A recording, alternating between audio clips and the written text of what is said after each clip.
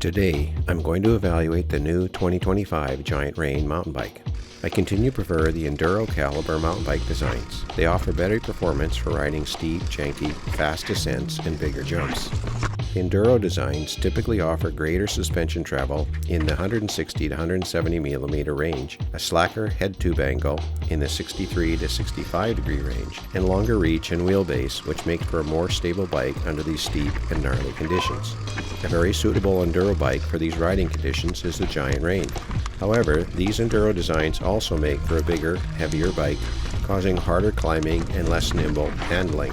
I'm very comfortable with these trade-offs, but if you want a lighter, more nimble bike, then maybe you should look at the all-mountain type of design instead. But I've been a big fan of the Giant Rain since I bought my first Rain in 2021.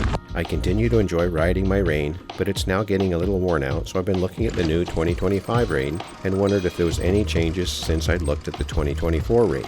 And here's what I discovered. First of all, I looked at the two versions of the 2025 Giant Rain Advanced model, the Model 1 and the Model 2. While the top Rain, the Model 1, comes with everything you could imagine, the $6,800 US or $86.99 Canadian. Price tag's a little steep for me, and I think the Model 2 version represents a significantly better deal if you're price sensitive at $5,400 US and $56.99 Canadian. So I will focus on the better priced Model 2 Rain for this analysis. Secondly, I wanted to know if the geometry has changed since 2024.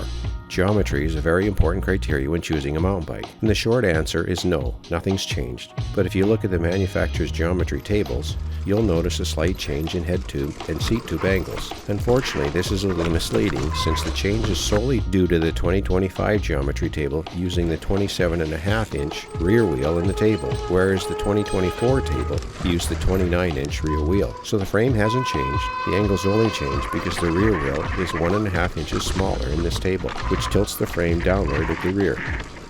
Both the 2024 and 2025 frames come with a Maestro suspension, which allow you to swap out the 29-inch wheel for a 27.5-inch wheel and enable a flip chip adjustment to alter the head and seat tube angles and the bottom bracket height and wheel size. Of note, this new technology is a big improvement from my old 2021 Rain. Thirdly, I wanted to see if the suspension travel had changed. And no, it hasn't changed for 2025. The suspension remains at 170 millimeters for the fork and 160 millimeters for the rear suspension, which I think is likely all you'll ever need for most Enduro caliber trails. It's certainly all I'll ever need. And lastly, I wanted to compare the components of the 2025 Rain versus the 2024 Rain and see if you still get value for the purchase price. And so the changes from the 2024 to the 2025 model, I found that the only components that changed were the frame color, the handlebar, which now has a 35 millimeter rise, the dropper seat post has gone back to the contact switch post, and the wheel rims have been upgraded to carbon, and the spokes are now the Sapin brand. And so there are a few minor upgrades for 2025. And while the US model, the 2025 Giant Rain, is not directly comparable to the models offered last year,